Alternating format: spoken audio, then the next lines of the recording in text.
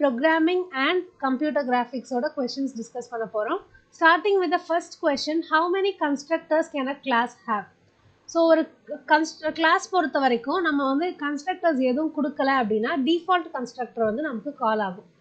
Other than that நம்ம எப்பவுமே ஒரு கிளாஸ்க்கு ஒரு constructor தான் கொடுப்போம். So மோஸ்டா நம்ம இந்த questionக்கு எல்லாமே 1 அப்படின்னு நினைப்போம். ஆனா there is no limit. constructorக்கு வந்து நமக்கு லிமிட் கிடையாது. ஒரு கிளாஸ்ல நமக்கு எத்தனை constructors வேணாலும் இருக்கலாம். So there can be any number of constructors for a given class. So a class can have multiple constructors. Clear? So this is the first question. நமக்கு UGC NET June 2020 ல கேட்ட question. Moving on. What is the implicit return type of the class constructor? So நமக்கு இப்ப class குள்ள நிறைய functions create பண்ணுவோம். ஒவ்வொரு methodsக்குமே ஒரு return type வந்து நம்ம கொடுப்போம். But constructor class பொறுத்த வரைக்கும் நம்ம அந்த return type வந்து கொடுக்க மாட்டோம். ஏன் கொடுக்க மாட்டோம்னா the constructor class will implicitly take the class type itself. So நம்ம class வந்து இப்ப integer அப்படின்னு கொடுத்திருந்தோம்னா அதே type தான் நமக்கு class constructor இருக்கும். So நம்ம constructor define பண்ணும்போது நம்ம explicitா type வந்து define பண்ண வேண்டாம். Implicitாவே return statement வந்து நமக்கு class constructorக்கு reach ஆயிடும். So a C++ class constructor does not have a return type. So நமக்கு return type எதுவுமே provide பண்ண வேண்டாம். Implicitாவே அதுவே class ஓட type வந்து நமக்கு எடுத்துக்கும். So it will take the type of the class itself. Clear நினைக்கிறேன். Moving on. So இந்த question பார்த்தீங்கன்னா நமக்கு UGC NET June 2022 கேட்ட question. Constructors have dash return type. So இதுவும் நமக்கு பார்த்தீங்கன்னா உங்களுக்கு தெரியும், நான் ஃபர்ஸ்ட் வீடியோலே சொல்லியிருப்பேன், எல்லா இயர்ஸுமே நமக்கு questions வந்து ரிப்பீட் ஆகும்ட்டு. லாஸ்ட் question பார்த்தீங்கன்னா 2022ல கேட்டிருக்காங்க, இது 21ல கேட்ட question. ஸோ இந்த யூனிட் பொறுத்த வரைக்கும் constructors is very very important topic. So constructors பொறுத்த வரைக்கும் சேம் question தான். constructors have dash return type. Same December 2021 கேட்ட question 2022 ஜூன் கேட்ட question நமக்கு similar. have dash return type, they have no return type. இம்ப்ளிசிட்டா கிளாஸோட டைப் எடுத்துக்கும். So இந்த 3 கொஷின் பார்த்தாலே உங்களுக்கு வந்து ஒரு ஐடியா வந்துடும், கொஷின்ஸ் வந்து கண்டிப்பாக ரிட்டர்ன் ஆகும். ஸோ அதனால தான் ஃபஸ்ட் வீடியோவில் சொன்னேன், past year questions are very very important. நமக்கு அதே பேட்டர்னில் கொஷின் ரிப்பீட் ஆகிறதுக்கு there are so many chances. Moving on. நமக்கு ஒரு கோட் கொடுத்திருக்காங்க. What will be the output of the following C code? And இந்த கோட்ல பாத்தீங்கன்னா நமக்கு integer x is equal to 128. Okay? And printf 1 plus x plus plus. So இந்த இடத்துல வெறுமனே நமக்கு 1 plus x, return 1 plus x னு வச்சிருக்கோங்களே. Simple. X value 128. So 1 plus 128 நம்ம 129 நம்ம சொல்லிடலாம். ஆனா இந்த இடத்துல 1 plus x plus plus இருக்கு. So this is nothing but the post increment operator. So நமக்கு increment operator பொறுத்த வரைக்கும் we have two types of increment operator. We have a pre-increment operator and we have a post-increment operator. இது ரெண்டுமே very very important topic in this unit. Difference தெரிஞ்சுக்கோங்க, ரொம்ப சிம்பிளான concept தான். pre-increment operatorனா என்னன்னா, இப்போ ஒரு ஃபங்க்ஷனில் ஒரு ஸ்டேட்மெண்ட்டில் நமக்கு pre-increment operator இருக்குன்னா ஃபஸ்ட்டு அந்த இன்க்ரிமெண்ட் நமக்கு கம்ப்ளீட் ஆனதுக்கு அப்புறமேட்டு தான் ஸ்டேட்மெண்ட் வந்து எக்ஸிக்யூட் ஆகும். ஃபார் எக்ஸாம்பிள் இப்போ ஒரு ஸ்டேட்மெண்ட்டில் வந்து நமக்கு எக்ஸ் ப்ளஸ் ப்ளஸ் முன்னாடி இருக்குது, this is the pre increment operator. Plus 1 அப்படின்னு இருந்துச்சுன்னா ஃபஸ்ட்டு இந்த ஸ்டேட்மெண்ட் நமக்கு எக்ஸிக்யூட் ஆகிறதுக்கு முன்னாடியே எக்ஸோட current value will be increased by 1. அதுக்கப்புறமேட்டு தான் let's say x is equal to 10, x is equal to 10ன்னு எடுத்துக்கலாம். அண்ட் இது வந்து நமக்கு ஒரு print statement. So print plus plus x plus 1ன்னு இருக்குன்னு வச்சுக்கோங்களேன். இந்த ஸ்டேட்மெண்ட் நமக்கு எக்ஸிக்யூட் ஆகிறதுக்கு முன்னாடியே the value of x will increase. Current value 10, current value plus 1 11 plus 1 நமக்கு output வந்து 12 அப்படின்னு கிடைக்கும். Output will be 12. This is the pre-increment operator. Same condition தான் நமக்கு இங்க இருக்கு, but this is the post-increment operator. Post-increment operator பொறுத்த வரைக்கும் first இந்த statement execute ஆகணும். இந்த statement execute ஆனதுக்கு அப்புறமேட்டு தான் நமக்கு என்ன இன்க்ரிமெண்ட் இருக்கோ அந்த இன்க்ரிமெண்ட் வந்து இட் வில் டேக் பிளேஸ். இந்த இடத்துல என்ன statement printf 1 plus x plus plus. So இங்கே இன்க்ரிமெண்ட் எதுவுமே நடக்காது. This is similar to printf 1 plus x. So output என்ன வரும் 1 plus current value வந்து 128. That will be 129. இந்த printf statement execute ஆயிடுச்சா கம்ப்ளீட் ஆயிரும் 129 print ஆயிரும். print ஆனதுக்கு அப்புறமேட்டு தான் நமக்கு x ஓட value it will become 130. current value வந்து 129 இருக்கும். current value plus 1 130 ஆயிரும். so for this question நமக்கு ஆன்சர் பார்த்தீங்கன்னா so இந்த questionக்கு நீங்க ஆன்சர் பார்த்தீங்கன்னா it is option B 129. நிறைய பேர் 130 நினைப்பீங்க but that is only pre increment. நமக்கு இங்கே கொடுத்துருக்கிறது post increment. So post increment operator பொறுத்த வரைக்கும் நமக்கு ஃபஸ்ட்டு இந்த ஸ்டேட்மெண்ட் எக்ஸிக்யூட் ஆனதுக்கு அப்புறமேட்டு தான் value will increase by 1. So இந்த கொஷின் கிளியர் நினைக்கிறேன். இது டிசம்பர் 2021 நமக்கு கேட்ட question. Moving on next question. when the following code is executed, so when the following code is executed, what will be the value of x and y? so இதுதான் நமக்கு question. இதுவும் நமக்கு post increment pre increment base பண்ண question தான். x is equal to 1 initial value, y equal to 0. statement என்ன இந்த இடத்துல y equal to x plus plus. and இந்த இடத்துல நமக்கு இருக்கிறது post increment operator. ஸோ நம்ம முன்னாடி கொஷனில் பார்த்த மாதிரி போஸ்ட் இன்க்ரிமெண்ட்னா ஃபஸ்ட்டு ஸ்டேட்மெண்ட் வந்து எக்ஸிக்யூட் ஆகணும். இந்த இடத்துல ஸ்டேட்மெண்ட் என்ன ஆப்ரேட்டரை விட்டுருங்க. What is the statement y equals X. அப்போ ஃபஸ்ட்டு இந்த ஸ்டேட்மெண்ட் நமக்கு எக்ஸிக்யூட் ஆகும். ஸோ ஒயில் நமக்கு என்ன வேல்யூ அசைன் ஆகும்னு பார்த்தீங்கன்னா X value 1. So y equal to 1 அப்படின்ட்டு ஃபஸ்ட்டு அசைன் ஆயிரும். First it will get assigned.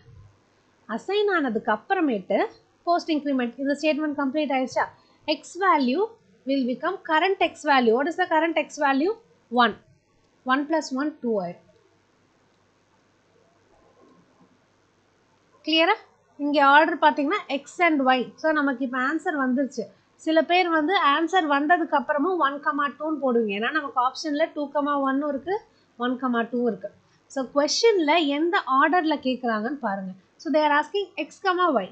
So x value என்ன 2, y value 1. so option A. ஒவ்வொரு வாட்டி நீங்கள் ஆன்சர் பண்ணும்போதும் வெரிஃபை பண்ணிவிட்டு கொஷனில் இதான் கேட்குறாங்களான்னு வெரிஃபை பண்ணிவிட்டு ஆன்சர் பண்ணுங்கள்.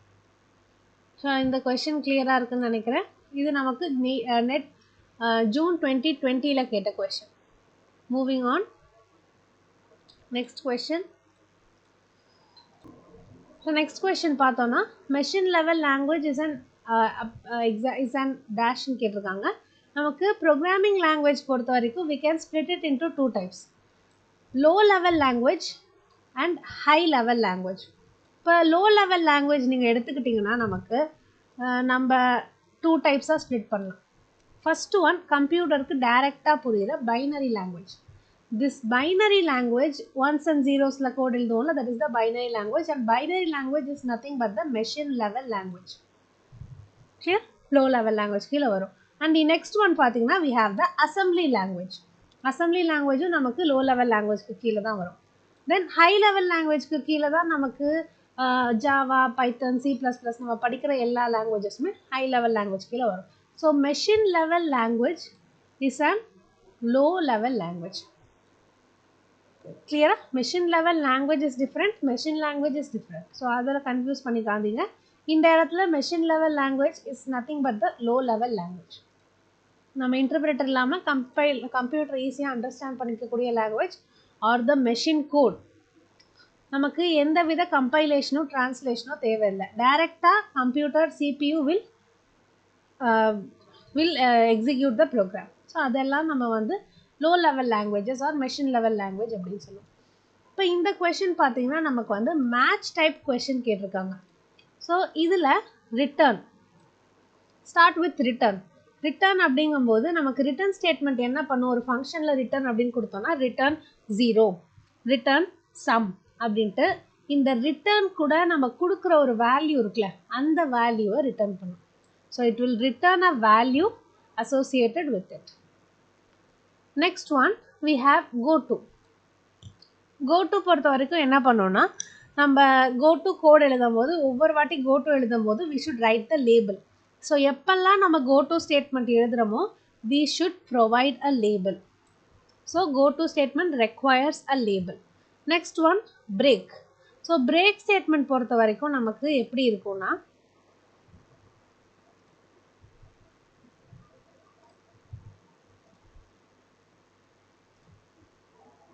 ஸோ பிரேக் ஸ்டேட்மெண்ட் பொறுத்த வரைக்கும் நமக்கு ஒரு கண்டிஷன் நடந்துகிட்ருக்கு அப்படின்னா அந்த லூப்போட இன்னர் லூப்பை பிரேக் பண்ணிடும். ஸோ இப்போ 2 லூப் இருக்குது, ஒரு இன்னர் லூப் இருக்குது, ஒரு அவுட்டர் லூப் இருக்குது. இன்னர் லூப்பில் நான் பிரேக் பண்ணேன்னா இன்னர் லூப்பை விட்டு எக்ஸிட் ஆகி அவுட்டர் லூப் கண்டினியூ ஆகும். So that is the break statement. அது அதே மாதிரி கண்டிஷனல்ஸ்குள்ளேயும் நம்ம கொடுக்கலாம். So it will leave the inner most loop or inner most area. It will exit from the inner most area. Continue கொடுக்கும்போது இப்போ ஒரு கோடில் வந்து லெட்ஸே ஒரு இஃப் கண்டிஷன் இருக்குது. இஃப்பில் வந்து if I equal to 5 continue அப்படின்னு கொடுத்தோன்னா அந்த கரண்ட் ஸ்டேட்மெண்ட் அந்த கரண்ட் ஐட்ரேஷன்லேருந்து it will jump and go to the next iteration. கிளியராக அந்த ஐட்ரேஷன் மட்டும் நமக்கு ஸ்கிப் ஆயிரும். So the conditional test and the increment portion will happen again.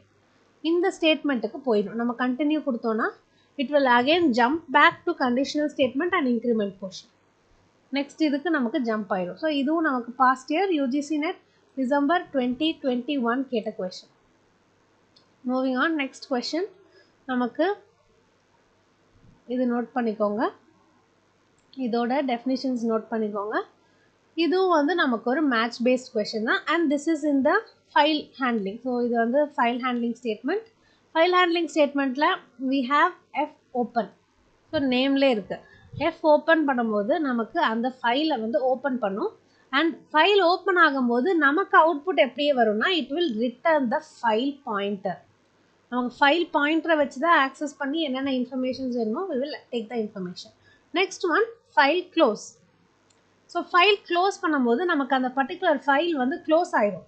ஆனால் நம்ம எப்படி வந்து ஒரு மெயின் ஃபங்க்ஷன் எண்ட் ஆகும்போது ரிட்டர்ன் 0ன்னு சொல்கிறோம். ஸோ ரிட்டர்ன் 0 கொடுத்தோன்னா என்ன அர்த்தம்? இந்த பர்டிகுலர் மெயின் ஃபங்க்ஷன் நமக்கு சக்ஸஸ்ஃபுல்லாக கம்ப்ளீட் ஆகிடுச்சு, தெர் இஸ் நோ எரர். அதே மாதிரி F close வந்து நமக்கு க்ளோஸ் ஆகும்போது இட் வில் ரிட்டர்ன் 0, மீனிங் நமக்கு வந்து ஃபைல் சக்ஸஸ்ஃபுல்லாக ஓப்பன் ஆகி எல்லா ஆப்ரேஷன்ஸும் கம்ப்ளீட் ஆகி இட் ஹேஸ் க்ளோஸ்ட் சக்ஸஸ்ஃபுல்லி. கிளியரா? Next one error. Simple.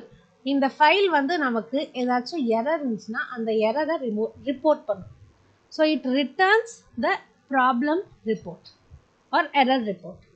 Next one F EOF. So EOF is nothing but end of the file. So EOF பொறுத்த வரைக்கும் it will return the end of the file. Clear? So நமக்கு match பொறுத்த வரைக்கும் நமக்கு options இருக்கும். A2, this is A4, B3, C2, D1. இந்த மாதிரி ஆப்ஷன்ஸில் நமக்கு respective list 1 value and list 2 value இருக்கும். அண்ட் மார்க் பண்ணும்போது கரெக்டாக எந்த வேல்யூன்னு சொல்லிட்டு கரெக்டாக மார்க் பண்ணுங்கள். Moving on to the next question. So இது நமக்கு பார்த்தீங்கன்னா UGC நெட் டிசம்பர் 2023 கேட்ட கொஷின். ஸோ உங்களுக்கு பார்த்தாலே தெரியும் ஓரளவுக்கு நமக்கு டைரக்ட் கொஷினாக தான் இருக்குது. இந்த கொஷின் நமக்கு அந்தளவுக்கு ஹார்ட் இல்லை. So this is little bit straightforward question தான். Moving on. So this is one of the important question. நமக்கு ஒரு சீரீஸ் கொடுத்துருக்காங்க, ஒரு ஃபங்க்ஷன் கொடுத்துருக்காங்க. int f if n equal to 0 return n, else return n plus f of n minus 2. இப்போ நம்ம வந்து இந்த ஃபங்க்ஷனுக்குள்ளே இந்த ஃபங்க்ஷனை கால் பண்ணியிருக்கோம். This is nothing but the recursive function. இதுதான் வந்து ரிகர்சிவ் ஃபங்க்ஷன் அப்படின்னு சொல்லுவோம். ஸோ ஒரு ஃபங்க்ஷனுக்குள்ளே ஃபங்க்ஷன் கால் பண்ணியிருந்தா ரிகர்சிவ் ஃபங்க்ஷன் அப்படின்னு சொல்லுவோம். இப்போ இந்த கேஸில் நமக்கு ஃபங்க்ஷன் ப்ரொவைட் பண்ணிட்டாங்க. Also initial value of n equal to 100ன்னு கொடுத்துருக்காங்க. ஸோ இப்போ ஃபஸ்ட்டு நான் f of n 100 பாஸ் பண்ணுன்னு வச்சுக்கோங்களேன். இஃப் வந்து எனக்கு அக்செப்ட் ஆகாது, எல்ஸ்குள்ளே தான் போகும். எல்ஸ் ரிட்டர்ன் n வேல்யூ என்ன? n is 100 plus f of n minus 2. 100 minus 2 98. அப்போ f of 98ன்ற ஃபங்க்ஷன் வந்து கால் ஆகும். So again this function f will be called. n not equal to 0. So else execute ஆகுமா? Current n value is 98. 98 plus f of n minus 2. 96 ஆயிரும். It will go back again. 96 print ஆகும். 96 plus f of n minus 2. அந்த மாதிரி நமக்கு போயிட்டே இருக்கும் till 0. ஏன்னா 0க்கு வரும்போது it will just return the n. n return பண்ணிட்டு ஸ்டாப் ஆயிரும். ஸோ இந்த பார்த்தீங்கன்னா நமக்கு நடுவில் அடிஷன் இருக்கு. So what is the last value returned or what is the first value returned அப்படின்னா நமக்கு ஈஸியாக எழுதிடலாம். நமக்கு இது வந்து ஒரு சீரீஸ் ஆஃப் வேல்யூஸ் இருக்கு. இப்போ we have to calculate the sum between 0 to 100. This is nothing but the sum of even numbers. கரெக்டா? sum of even numbers up to 100. sum of even numbersக்கு நமக்கு ஃபார்முலா என்ன? n into n plus 1. டோட்டலாக எத்தனை நமக்கு even numbers இருக்குன்னு பார்த்தீங்கன்னா 0 to 10 5 even numbers இருக்குது. அதே மாதிரி 0 to 100 எடுத்துக்கிட்டிங்கன்னா நமக்கு 50 ஈவன் நம்பர்ஸ் வந்து இருக்கும். 0 to 100 including 0 and 100 into 50 plus 1 51. 50 into 51 that is 2550. So இந்த மெத்தடில் நீங்கள் ஈஸியாக பண்ணிடலாம். இல்லைனா sum of the series. So ஏபியில் நம்ம படிச்சிருப்போம்ல arithmetic progression, அந்த ஃபார்முலா யூஸ் பண்ணி நீங்கள் சம் ஆஃப் த நம்பர்ஸ் கண்டுபிடிச்சாலும் will get the same answer. But இந்த மெத்தட் வந்து உங்களுக்கு கொஞ்சம் சிம்பிளாக இருக்கும். Sum of even numbers n into n plus 1. டைரெக்டாக நீங்கள் சப்ஸ்டியூட் பண்ணிங்கன்னா you will get the answer. கிளியரா? இல்லைனா you can use the arithmetic progression method. arithmetic progressionக்கு நம்ம யூஸ் பண்ணுற ஃபார்முலாவை யூஸ் பண்ணாலும் நீங்கள் சேம் ஆன்சர் தான் உங்களுக்கு வரும். So 2550. Next question, consider the rectangle with the vertices 0, 0, 0, 2, 3, 0 and 3, 2. There is a scaling of 2 towards x-axis and 3 towards y-axis. So, in the question நமக்கு computer graphicsல இருந்து கேட்ட question. And உங்களுக்கு பார்க்கறதுக்கு வேணா டிஃபிகல்ட்டாக தெரியலாம், பட் the logic உங்களுக்கு தெரிஞ்சிருந்துச்சுன்னா, ஸ்கேலிங்கான ஃபார்முலா தெரிஞ்சிருச்சுன்னா, this is direct question. ஸ்கேலிங்கான ஃபார்முலா பார்த்தீங்கன்னா x new x equal to k into old x position. அவ்வளோதான், simple. y equal to ky. Okay, scaling towards y axis into old y position. Simple. So நமக்கு இது ஒவ்வொரு வேல்யூவாக substitute பண்ணி பாருங்கள். First 0 into anything நமக்கு வந்து 0, 0வாக தான் இருக்கும். அண்ட் எல்லா ஆப்ஷன்லேயுமே ஃபஸ்ட்டு பாயிண்ட் 0, 0. நெக்ஸ்ட் பாயிண்ட் பார்க்கலாம் 0, 2.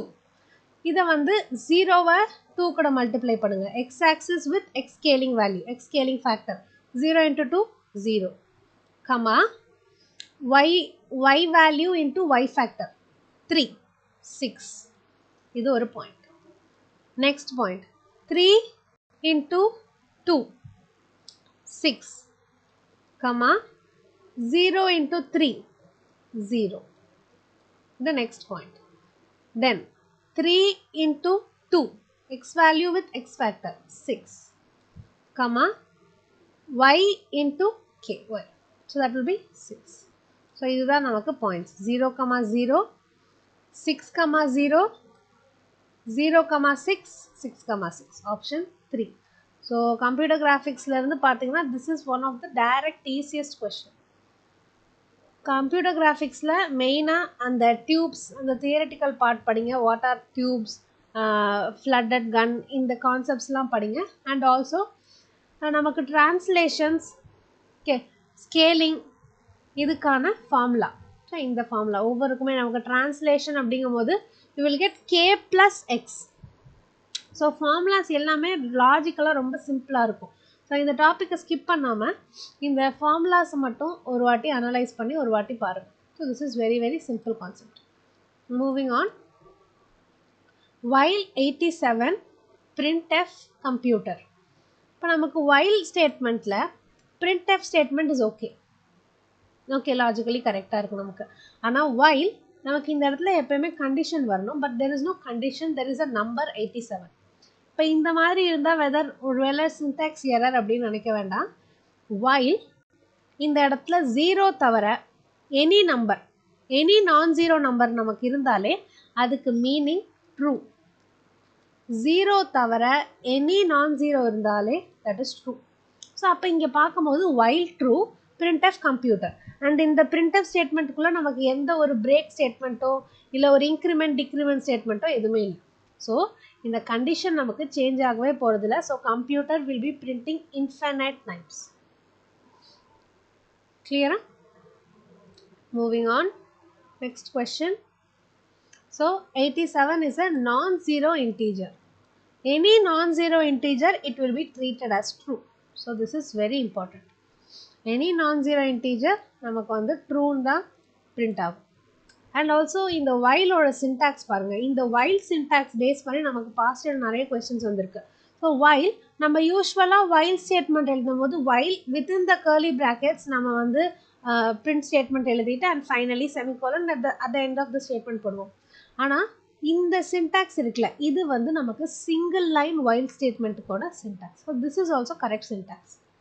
கிளியரா? ஒருவேளை ஆப்ஷனில் வந்து syntax error அப்படின்னு இருந்துச்சுன்னா கன்ஃபியூஸ் ஆக வேண்டாம். This is correct syntax. This is a one line print while statement. While condition, body of the condition, semicolon.